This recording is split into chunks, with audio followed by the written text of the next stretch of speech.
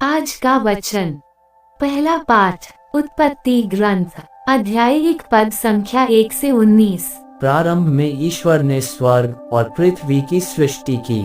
पृथ्वी उजाड़ और सुनसान थी, अथाह गरीब पर अंधकार छाया हुआ था और ईश्वर का आत्मा सागर पर विचरता था। ईश्वर ने कहा, प्रकाश हो जाए, और प्रकाश हो गया। ईश्वर को प्रकाश अच्छा लगा और उसने प्रकाश और अंधकार को अलग कर दिया। ईश्वर ने प्रकाश का नाम दिन रखा और अंधकार का नाम रात। संध्या हुई और फिर भोर हुआ, ये पहला दिन था। ईश्वर ने कहा, पानी के बीच एक छत बन जाए जो पानी को पानी से अलग कर दे, और ऐसा ही हुआ। ईश्वर ने एक छत बनाई और नीचे का पानी और ऊपर का पानी अलग कर दिया। ईश्वर ने छत का नाम आकाश रखा। संध्या हुई और फिर भोर हुआ, ये दूसरा दिन था। ईश्वर ने कहा, आकाश के नीचे का पानी एक ही जगह इकट्ठा हो जाए और थल दिखाई पड़े, और ऐसा ही हुआ।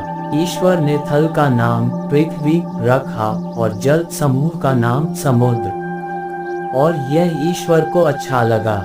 ईश्वर ने कहा, पृथ्वी पर हरियाली लहलहाए, बीजदार पौधे और फलदार पेड़ उत्पन्न हो जाएं, जो अपनी अपनी जाति के अनुसार बीजदार फल लाएं, और ऐसा ही हुआ। पृथ्वी पर हरियाली उगने लगी, अपनी अपनी जाति के अनुसार बीज पैदा करने वाले पौधे और बीजदार फल देने वाले पेड़, और यह ईश्वर को अच्छा लगा। संध्या हुई और फिर भोर हुआ, ये तीसरा दिन था। ईश्वर ने कहा, दिन और रात को अलग कर देने के लिए आकाश में नक्षत्र हो, उनके सहारे पर्व निर्धारित किए जाए और दिनों तथा वर्षों की गिनती हो। वे पृथ्वी को प्रकाश देने के लिए आकाश में जगमगाते रहे, और ऐसा ही हुआ। ईश्वर ने 2 प्रधान नक्षत्र बनाए, दिन के लिए एक बड़ा और रात के लिए एक छोटा, 7-7 तारे भी।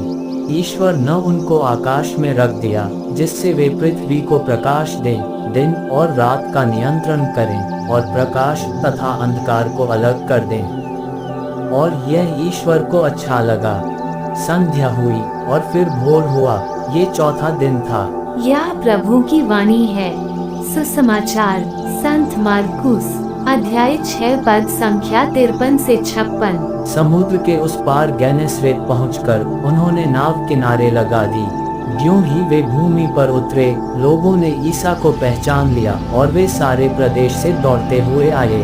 जहां कहीं ईसा का पता चलता था, वहां वे चारपाइयों पर पड़े रोगियों को उनके पास ले आते थे। गांव, नगर या बस्ती, जहां कहीं भी ईसा आते थे, वहां लोग रोगियों को चौकों पर रखकर अनुनय विनय करते थे कि वे उन्हें अपने कपड़े का पल्ला भर छूने दें। जितनों ने उनका स्पर्श किया, वे सब के सब अच्छे हो गए। यह प्रभु का पवित्र सुसमाचार है। आमीन। आज का चिंतन उत्पत्ति ग्रंथ ब्रह्मांड में ईश्वर की उपस्थिति को प्रकट करता है।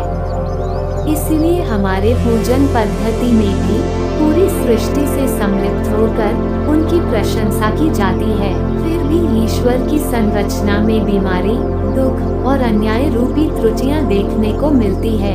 आज के सुसमाचार में यीशु अपने कार्यों के द्वारा बीमारों के लिए आशा और दिलासा लेकर आते हैं। वे अपने शिष्यों को भी अपनी तरह ईश्वर के संसाधन बनकर सृष्टि को सजीव करने का भार सौंपते हैं। हमारे दया और प्रेम के कार्य ईश्वर के आरोग्यकर कार्यों के परिचायक हैं।